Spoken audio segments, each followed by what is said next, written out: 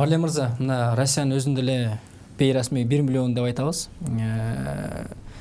Ушул эгер баягы массалык түрдө Кыргызстанга кетебиз деп чыгышса, биз анча адамдын баарын обсервацияга жаткырып, аларды обсервацияга жаткырган учурда тамак аш менен камсыздаш керек болот атпайбы?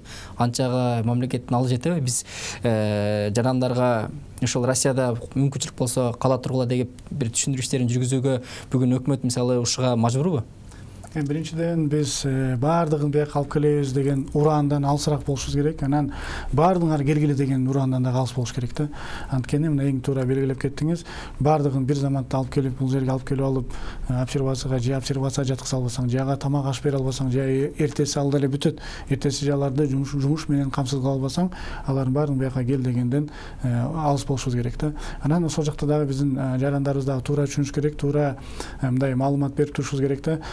Бул жерде биринчи кезекте ошол эң кыйналып аткан, чындыгында ошол жакта ошол учурга байланыштуу барып калгандар, анан ошол жерде окуп аткандар, же болбосо ошол жерде эң болбой калды деген бир определенный адамдарыбызды эле алып келбесек, калганын ошол жерде туруп туруңуздар. Биз мына колдон келишинче азык-түлүк маселесине жардам берели. Ошол жакта дагы диаспоралар жардам берип атыптыр. Мына бул жактан Жеңиш мырза ошол дагы бир жарандар жардам берип атыптыр. Ошондой бир кыймыл менен жардам берип турсак, колдон келишинче кармап турсак деген эле ураан болуш керек да.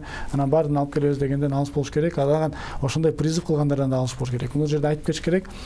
Ушундай дагы кырдаалда, ушундай учурда ким экени да белгилүү болуп калып атпайбы? Керек болсо ушундай учурларда элдерди башка бир бузукулук ойлорго, пикирлерге, кыймылдарга алып баргандар да жок эмес экен да. Ошол эле 4000 сомдон сатып, 4000 рубльдан сатып, границага чейин автобус бар, бара бергиле, анан ал жерге барып алсаңар ошол жерден айла жок, анан Кыргызстандан алып кетет деген дагы мындай чакырыктар болуп атыптыр.